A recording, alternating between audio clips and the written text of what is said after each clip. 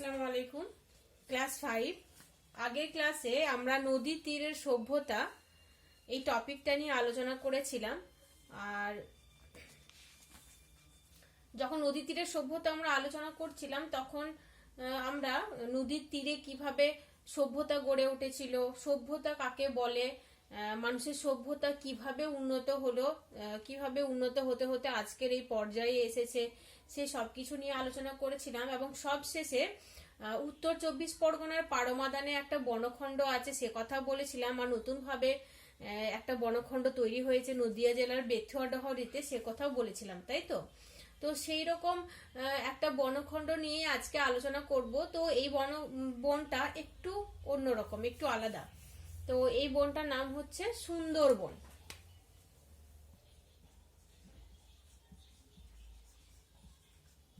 সুন্দরবন। তো আজকের আমাদের আলোচনার বিষয় হচ্ছে সুন্দরবন। তো দেখো, সুন্দরবন কথাটা শুনে তোমরা অনেকে হয়তো ভাবছো যে এই বনটার নাম সুন্দরবন কেন হলো, এরকম হয়তো অনেকেই ভাবছো। তো দেখো, আমাদেরকে এটা জানতে হবে যে সুন্দরবনের নাম সুন্দরবন কেন হলো। তো সুন্দরবনে দেখো বিভিন্ন ধরনের উদ্ভিদ জন্মায়, তো মানে বিশেষ ধরনের উদ্ভিদ জন্মায় বলবো, বিভিন্ন ধরনের না বলে বলবো যে বিশেষ ধরনের এক বিশেষ প্রজাতির উদ্ভিদ জন্মায় যাদেরকে বলা হয় ম্যানগ্রোভ উদ্ভিদ। তো এই ম্যানগ্রোভ উদ্ভিদের মধ্যে হচ্ছে সুন্দরী, গরান, গেওয়া, হোগলা, গোলপাতা, এগুলো হচ্ছে ম্যানগ্রোভ উদ্ভিদ। তো তাদের মধ্যে সুন্দরী নামের একটা গাছ রয়েছে যেটা হচ্ছে সুন্দরবনের বিখ্যাত উদ্ভিদ। তো সুন্দরী গাছের জন্য এই বন বিখ্যাত, তো সেই জন্যেই এই বনটার নাম হয়েছে সুন্দরবন। ঠিক আছে, সুন্দরী গাছের জন্য। এখানে বিখ্যাত গাছ হচ্ছে সুন্দরী, আর বিখ্যাত পশু হচ্ছে রয়্যাল বেঙ্গল টাইগার। এটা তোমরা মনে রাখবে, হ্যাঁ, রয়্যাল বেঙ্গল টাইগার আর সুন্দরী গাছের জন্য এই সুন্দরবন বিখ্যাত। রয়্যাল বেঙ্গল টাইগার শুধুমাত্র এই সুন্দরবনে পাওয়া যায়, পৃথিবীতে আর কোথাও পাওয়া যায় না। এই রয়্যাল বেঙ্গল টাইগার শুধুমাত্র সুন্দরবনেই পাওয়া যায়। রয়্যাল বেঙ্গল টাইগার, এই রয়্যাল বেঙ্গল টাইগার হচ্ছে এক প্রজাতির বাঘ, এখনো রয়েছে, তবে এর সংখ্যা অনেক কমে গেছে। মানে এই রয়্যাল বেঙ্গল টাইগার সুন্দরবনে এখনো দেখতে পাওয়া যায়, তবে এর সংখ্যা অনেক কমে গেছে। ঠিক আছে, তো দেখো সুন্দরবন তোমাদের মনে, মানে সুন্দরবন নামটা জানার পরেই তোমাদের মনে হয়তো অনেকের প্রশ্ন এসেছে বা জানতে ইচ্ছে করছে যে এই বনটা কোথায় রয়েছে, তাই না? তো আমার তো শুনে এরকম, মানে আমি যখন প্রথম শুনেছিলাম আমারও এরকম জানতে ইচ্ছে করছিল যে এই সুন্দরবন কোথায় রয়েছে, আমাকে তো দেখতেই হবে। তো আমার দেখা উচিত এই সুন্দরবন, আর এই এত সুন্দর সুন্দর গাছ, এই রয়্যাল বেঙ্গল টাইগার আমাকে দেখতে হবে। তো তার আগে আমাদেরকে জানতে হবে যে এই সুন্দরবন কোথায় রয়েছে। এটা দেখতে গেলে তো আমাদেরকে জানতে হবে, তাই না, যে এই সুন্দরবন কোথায় রয়েছে। তো দেখো, গাঙ্গীয় সমভূমির যে দক্ষিণ অংশটা সেখানে বিরাট বন রয়েছে, সেটাই হচ্ছে সুন্দরবন। এবার গাঙ্গীয় সমভূমি কোনটা? গাঙ্গীয় সমভূমি আমি আগের দিন আলোচনা করেছিলাম, ওই যে ভাগীরথী ও পদ্মার পলি জমে জমে যে সমভূমি তৈরি হয়েছে, তো সেই সমভূমির যে দক্ষিণের অংশটা, একদম দক্ষিণ দিকে, তো সেটাই হচ্ছে সুন্দরবন। দক্ষিণের অংশটাই সুন্দরবন গড়ে উঠেছে। আমি তোমাদেরকে মানচিত্রটা একটু দেখাই, তাহলে তোমরা বুঝতে পারবে। দেখো, আশা করছি তোমরা দেখতে পাচ্ছ। এই যে দেখো, এটা হচ্ছে পশ্চিমবঙ্গের মানচিত্র। পশ্চিমবঙ্গের এই যে অংশটা, মানে পশ্চিমবঙ্গের উত্তর 24 পরগনার দক্ষিণের অংশটা আর প্রায় দক্ষিণ 24 পরগনা জেলা, এই অঞ্চলে সুন্দরবন গড়ে উঠেছে। ঠিক আছে, আর বেশিরভাগটাই, মানে সুন্দরবনের বেশিরভাগটা এখানে রয়েছে বাংলাদেশ, তো বেশিরভাগটাই রয়ে গেছে বাংলাদেশে। আর কিছু অংশ উত্তর 24 পরগনার, মানে পশ্চিমবঙ্গে যে অংশটা রয়েছে সেটা উত্তর 24 পরগনার দক্ষিণ অংশ আর দক্ষিণ 24 পরগনা জেলার পুরোটা নিয়ে গড়ে উঠেছে সুন্দরবন। এবার সুন্দরবনের মানচিত্রটা আরেকটু ভালো করে দেখলে তোমরা আরেকটু বুঝতে পারবে। এই মানচিত্রটা তোমরা দেখো, তোমাদের বইয়ে তোমরা মানচিত্রটা দেখবে, ঠিক আছে, ভিডিওটা দেখার পরে মানচিত্রটা দেখবে, তাহলে বুঝতে পারবে। এখানে আছে বাংলাদেশ, তো এই সুন্দরবনের বেশিরভাগটাই রয়েছে বাংলাদেশে। আর এই যে দেখতে পাচ্ছ, এই যে নিচের অংশটা, এখানে রয়েছে সুন্দরবন। আর সুন্দরবনের নিচে তোমরা দেখতে পাচ্ছ বঙ্গোপসাগর বলে লেখা আছে এখানে, এটা হচ্ছে বঙ্গোপসাগর। এই যে নদীগুলো প্রবাহিত হয়েছে গিয়ে এই বঙ্গোপসাগরে মিশেছে, ঠিক আছে। এই যে নদীগুলো প্রবাহিত হয়েছে এগুলো গিয়ে নিচের দিকে বঙ্গোপসাগরে মিশেছে। এবার দেখো এই যে নদীগুলো এখানে প্রবাহিত হয়েছে, এদিকে চলে গেছে পদ্মা, আর এখানে দেখো অনেকগুলো নদী গেছে, আর এই পদ্মা এইটা হচ্ছে ভাগীরথী, ঠিক আছে। তো এই যে এই নদী আরো অনেক শাখা নদী রয়েছে, তো এই নদীগুলোর পলি জমে জমে জমে জমে এখানে একটা দ্বীপ বদ্বীপ গড়ে উঠেছে। তো সেখানেই এই সুন্দরবন গড়ে উঠেছে, মানে এই বন তৈরি হয়েছে। এখানে পলি জমে জমে দীর্ঘ অনেক বছর ধরে পলি জমতে জমতে ওই অঞ্চলে সুন্দরবন গড়ে উঠেছে, ঠিক আছে। এই যে ভাগীরথী নদী তোমরা দেখলে, ভাগীরথী আর পদ্মা নদী অনেক পলি বয়ে নিয়ে এসে ওই সমুদ্রের ধারে দ্বীপ তৈরি হয়েছে, আর ওই পলি জমে জমে ওই দ্বীপ তৈরি হয়েছে। তারপরে ওই দ্বীপের মধ্যে গাছ জন্মাতে জন্মাতে এই বন তৈরি হয়েছে। তো এইভাবে 7-8 বছর ধরে এই বনটা গড়ে উঠেছে, ঠিক আছে। এবার আমরা আস্তে আস্তে এই সুন্দরবনের অবস্থান, তারপর এখানকার মাটি কি রকম, কি কি নদী দেখতে পাওয়া যায়, এই সব কিছুই আমরা জানবো। লেখাটা মুছে গেল।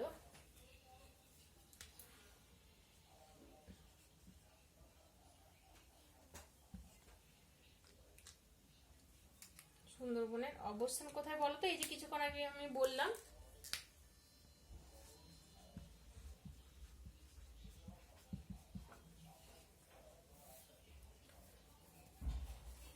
উত্তর 24 পরগনার কিছু অংশ আর দক্ষিণ 24 পরগনা, সমগ্র দক্ষিণ 24 পরগনা জেলা। উত্তর 24 পরগনার কিছু অংশ ও সমগ্র দক্ষিণ 24 পরগনা জেলা।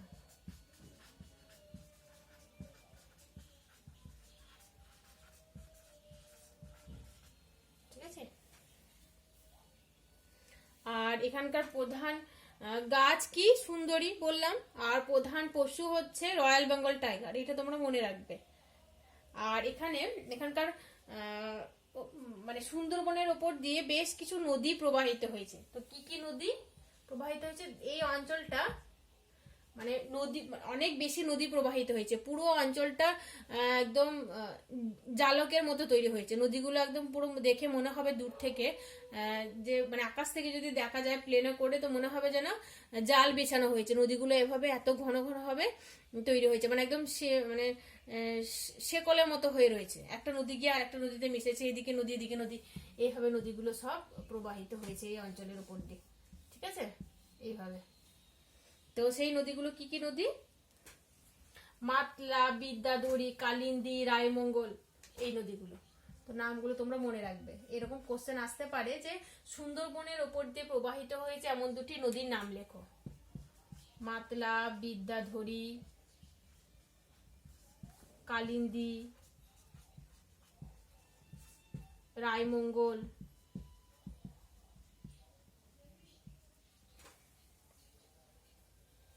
তো এখানে যদি চলাফেরা করতে যায় মানুষ, তো এই নদী পথেই নৌকা করে চলাফেরা করতে হয়, যেহেতু নদীর সংখ্যা অনেক বেশি, ঠিক আছে। বর্ষার সময় এই যে মাতলা, বিদ্যাধরী, এই নদীগুলোতে জোয়ারের জল প্রবেশ করে এবং বৃষ্টির জলে বন্যা দেখা যায়, ঠিক আছে। আর তার ফলে অনেক মানুষও মারা যায়, অনেক মানুষের ক্ষয়ক্ষতিও হয়। এখানকার মানুষরা অনেক প্রকৃতির সঙ্গে অনেক সংগ্রাম করে বেঁচে থাকে।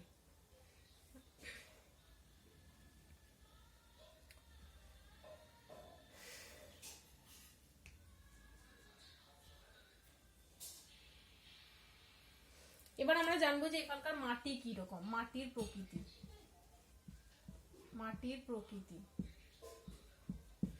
তো এখানকার মাটি দেখো নোনা বা লবণাক্ত বা নোনা মাটি। কেন নোনা মাটি? কারণ এই অঞ্চলটা সমুদ্রের তীরে অবস্থিত, মানে সমুদ্রের কাছে। তো সেই জন্যই এই অঞ্চলে জোয়ারের সময় সমুদ্রের জল প্রবেশ করে। আর আমরা জানি যে সমুদ্রের জল লবণাক্ত, আর সমুদ্রের জল লবণাক্ত হওয়ার জন্যই এই সুন্দরবন অঞ্চলের মাটি হচ্ছে লবণাক্ত।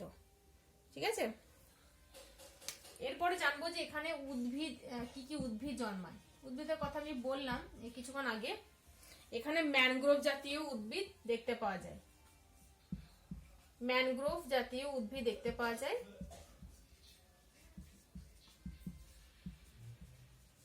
উদ্ভিদ জন্মায় যেমন সুন্দরী,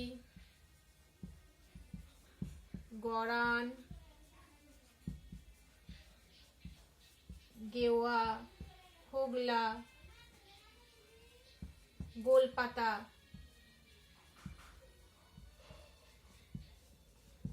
এই উদ্ভিদ দেখতে পাওয়া যায়। আচ্ছা, এই উদ্ভিদগুলোকে ম্যানগ্রোভ জাতীয় কেন বলা হচ্ছে? দেখো, এর একটা বিশেষ কারণ আছে, কারণ এখানকার বেশিরভাগ উদ্ভিদ বিশেষ বৈশিষ্ট্য সম্পন্ন। কি কি বৈশিষ্ট্য? দেখো, উদ্ভিদগুলো যেহেতু এখানে নোনা জায়গা, সেই জন্যে আর এখানে মানে জলা জায়গা, সেই জন্য এই গাছগুলো যাতে পড়ে না যায়। এখানে আমি উদ্ভিদটা মুছে দিচ্ছি, হ্যাঁ, যাতে খাড়া হয়ে দাঁড়িয়ে থাকতে পারে, সেই জন্যেই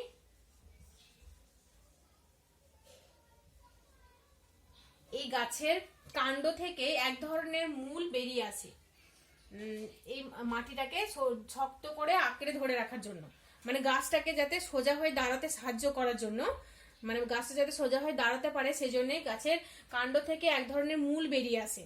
এই মূলকে বলা হয় ঠেস মূল। কি বলে? ঠেস মূল। ঠিক আছে, এগুলো হচ্ছে ঠেস মূল। আর এক ধরনের মূল দেখতে পাওয়া যায় যেগুলোকে বলা হয় শ্বাস মূল।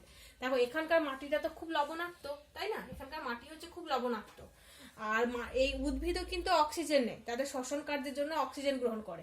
তো যেহেতু মাটি লবণাক্ত, সেই জন্যেই উদ্ভিদ অক্সিজেন গ্রহণ করতে পারে না ওই নোনা মাটি থেকে। নোনা মাটিতে অক্সিজেনের পরিমাণ কম থাকে।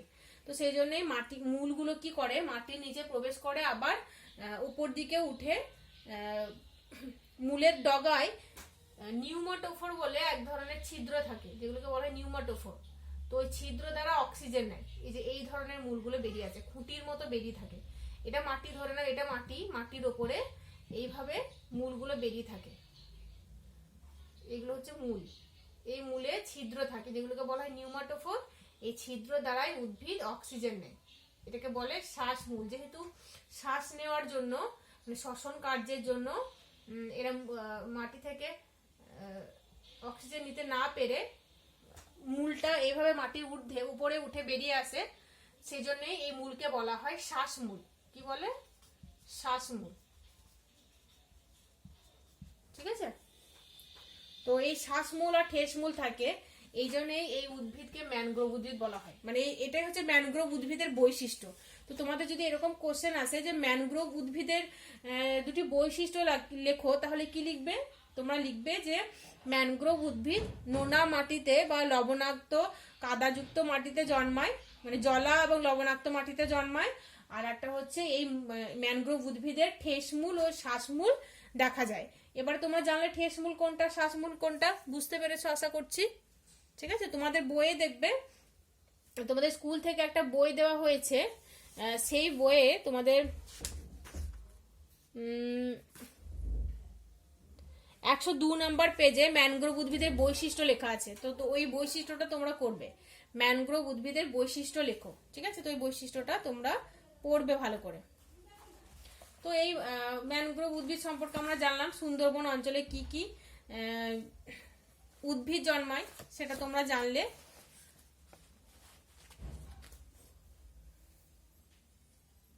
এবার আমরা জানবো এখানে কি কি পশু পাখি দেখতে পাওয়া যায় বা প্রাণী, কি কি প্রাণী দেখতে পাওয়া যায়। উদ্ভিদ আমরা জানতে পারলাম, এইসব উদ্ভিদ দেখতে পাওয়া যায়, সুন্দরী, গরান, গেওয়া। এবার প্রাণীর সম্পর্কে জানবো যে কি কি প্রাণী ও পশু পাখি দেখতে পাওয়া যায়। প্রাণী প্রধান, এখানকার প্রধান পশু আমি বললাম, রয়্যাল বেঙ্গল টাইগার এর জন্য বিখ্যাত, তাই তো, রয়্যাল বেঙ্গল টাইগার। আর এখানে কি পাওয়া যায়? জলে কামট, তারপর কুমির, এগুলো জলে জলে থাকে। আর ডাঙ্গায় থাকে মেঠো বিড়াল, বুনো শুয়োর।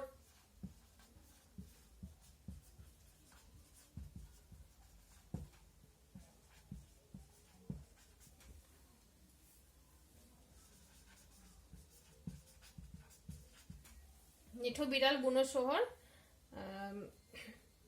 চিতল হরিণ দেখতে পাওয়া যায়।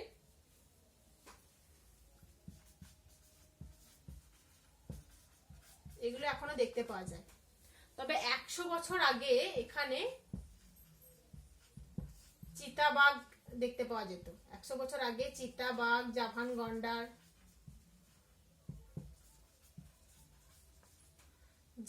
গন্ডার, তারপর বুনো মহিষ, বারোসিংহা, এইসব দেখতে পাওয়া যেত। এখন আর দেখতে পাওয়া যায় না। বুনো মহিষ, বারোসিংহা।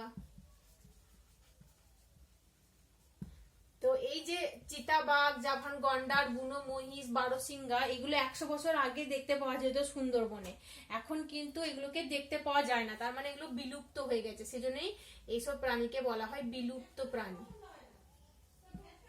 ঠিক আছে, বিলুপ্ত প্রাণী, এটা বিলুপ্ত হয়ে গেছে। এখন কি দেখতে পাওয়া যায়? এই যে জলে কুমির, কামট, এগুলো আছে। ডাঙ্গায় মেঠো বিড়াল, বুনো শুয়োর, চিতল হরিণ, তারপর গাছে অনেক ধরনের পাখিও দেখতে পাওয়া যায়। ঠিক আছে, এবার আমরা জানবো যে সুন্দরবনের মানুষরা কিভাবে জীবনযাপন করে, তাদের জীবিকা কি। তো এখানকার মানুষের জীবিকা, মানুষের অর্থনৈতিক জীবনযাপন কিরকম।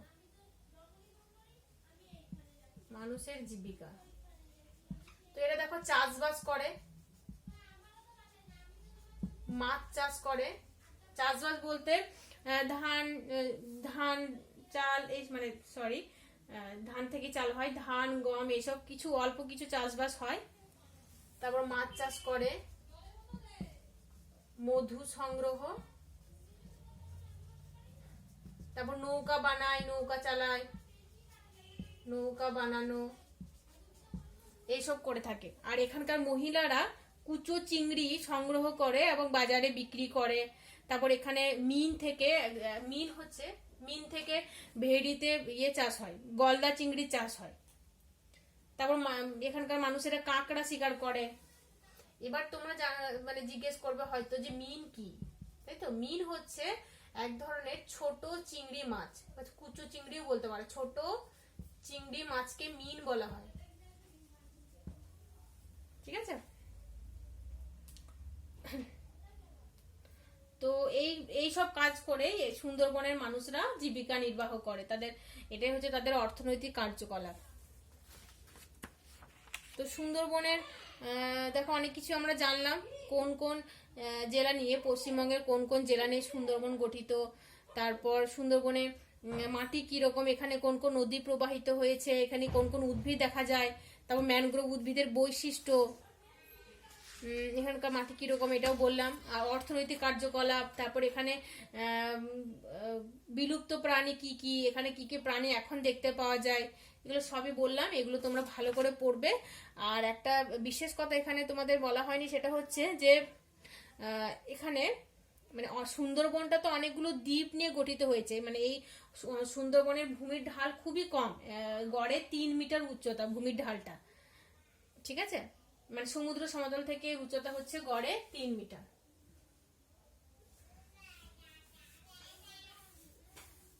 ভূমির উচ্চতা বা ভূমির ঢাল গড়ে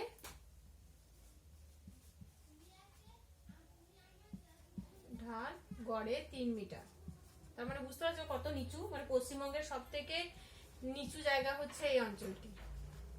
তো এই যে ভাগীরথী পদ্মা নদীর পলি জমে জমে জমে জমে গাঙ্গেয় বদ্বীপ তৈরি হয়েছে। আর সেখানে গাঙ্গেয় বদ্বীপের একদম দক্ষিণ দিকে সুন্দরবন গড়ে উঠেছে, সেটা আমি বললাম। তো এই যে দ্বীপগুলো তৈরি হয়েছে, এর মধ্যে পশ্চিমবঙ্গের অংশটাই, মানে বেশিরভাগটাই তো বাংলাদেশে চলে গেছে, পশ্চিমবঙ্গের অংশটায় মোট 102টি দ্বীপ আছে। কটি? 102টি দ্বীপ রয়েছে। আছে। 102টি দ্বীপ রয়েছে, তার মধ্যে 48টা দ্বীপে ঘন জঙ্গল রয়েছে, যেটাতে মানুষ বসবাস করে না। 48টা দ্বীপে মানুষ বসবাস করে না, ঠিক আছে, এটাতে মানুষ বসবাস করছে না, ঘন জঙ্গল। আর 54টা দ্বীপে মানুষ জঙ্গল কেটে সাফ করে বসতি স্থাপন করেছে। তো এই যে 48টা দ্বীপে মানুষ বসবাস করে না, সেটাকে বলা হয় বাদা। এটাতে পুরো জঙ্গলে ভর্তি জলা জায়গা, এটাকে বলে বাদা। আর 54টা দ্বীপে মানুষ জঙ্গল কেটে সাফ করে পরিষ্কার করে বসতি স্থাপন করেছে, এটাকে বলা হয় আবাদ। এটা পরে তোমরা জানতে পারবে যখন বড় হবে। তো এখন এইটুকুই জানো, যেটুকু আমি বললাম সেটুকু ভালো করে পড়ো, বোঝার চেষ্টা করো। ভিডিওটা দেখার পরে তোমাদের টেক্সট বই যেটা রয়েছে সুন্দরবন সম্পর্কে, সেটা তোমরা ভালো করে কয়েকবার পড়ে নেবে, রিডিং বারবার পড়ে নেবে 5-6 বারের মতো। তারপর সুন্দরবনের যে কোশ্চেনগুলো আমি বলছি সেগুলো তোমরা ভালো করে পড়বে, ঠিক আছে। দেখো, সুন্দরবনে নদীতে কিসের জল মিশে আছে? এই যে কিছুক্ষণ আগে বললাম জোয়ারের সময় সমুদ্রের জলটা প্রবেশ করে, তো সমুদ্রের জল মিশে আছে। আর নেক্সট কোশ্চেন হচ্ছে, দেখো এই কোশ্চেনগুলো যেগুলো বলছি আমি, তোমরা ওই 100 নাম্বার পেজে পেয়ে যাবে। এই যে বইটা আমার শিক্ষক পরিবেশ, এই বইটা তোমরা ফলো করবে, ঠিক আছে। এই বইয়ে রয়েছে, ওই কোশ্চেন আনসার গুলো পড়বে ভালো করে, তোমরা খাতায় লিখে আমাকে চেকও করে নিতে পারো। নেক্সট কোশ্চেন রয়েছে, দেখো সুন্দরবনের কয়েকটি ম্যানগ্রোভ গাছের নাম লেখো। তো এই ম্যানগ্রোভ গাছের নাম আমি বললাম কিছুক্ষণ আগে, কি কি বলতো? সুন্দরী, গরান, গেওয়া, হোগলা, গোলপাতা, এগুলো। নেক্সট কোয়েশ্চেন দেখো, শ্বাসমূল ও ঠেসমূল কোন শ্রেণীর উদ্ভিদে দেখা যায়? আমি কিছুক্ষণ আগে বললাম শ্বাসমূল ও ঠেসমূল ম্যানগ্রোভ জাতীয় উদ্ভিদে দেখা যায়, তাই তো। সুন্দরবনে মিন থেকে কি চাষ হয়? মিন থেকে ওই ছোট ছোট চিংড়ি মাছ বললাম, মিন থেকে বাগদা ও গলদা চিংড়ির চাষ হয়। নেক্সট কোয়েশ্চেন দেখো, সুন্দরবনে আগে কোন কোন প্রাণী দেখা যেত যেগুলো এখন আর দেখা যায় না? এটাও আমি তোমাদেরকে বললাম, সুন্দরবনে চিতাবাঘ, জাভান গন্ডার, বুনো মহিষ, বারোসিংহা, এগুলো আগে দেখা যেত, এখন আর দেখা যায় না। নেক্সট কোয়েশ্চেন দেখো, সুন্দরবন নামটা কেন হয়েছে? তো এটাও আমি ফার্স্টেই বললাম, এখানে সুন্দরী গাছ বেশি পাওয়া যায় বলে সুন্দরবন নাম হয়েছে। নেক্সট কোয়েশ্চেন দেখো, সুন্দরবন কতটা উঁচু? ওই যে বললাম ভূমির ঢাল, তো সুন্দরবন গড়ে 3 মিটার উঁচু।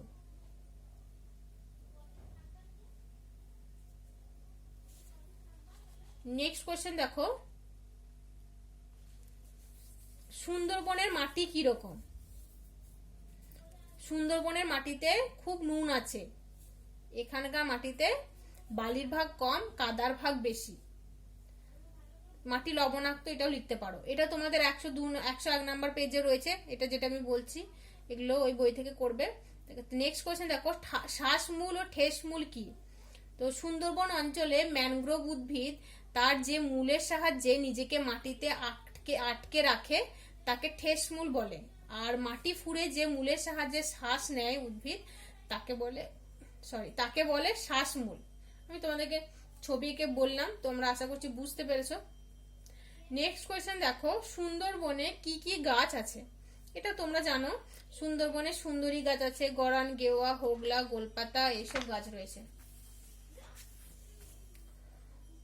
তোমরা যখন অনেক বড় হয়ে যাবে, তোমরা যখন কিছু করতে পারবে, জীবনে প্রতিষ্ঠিত হয়ে যাবে, কেউ ডাক্তার হবে, কেউ টিচার হবে, কেউ ইঞ্জিনিয়ার হবে, নিজেদের পছন্দ মতো প্রফেশন তোমরা চুজ করবে। তো যখন তোমরা বড় হয়ে যাবে তখন তোমরা মা বাবাকে নিয়ে এই সুন্দরবন, দার্জিলিং এইসব জায়গায় ঘুরতে যাবে।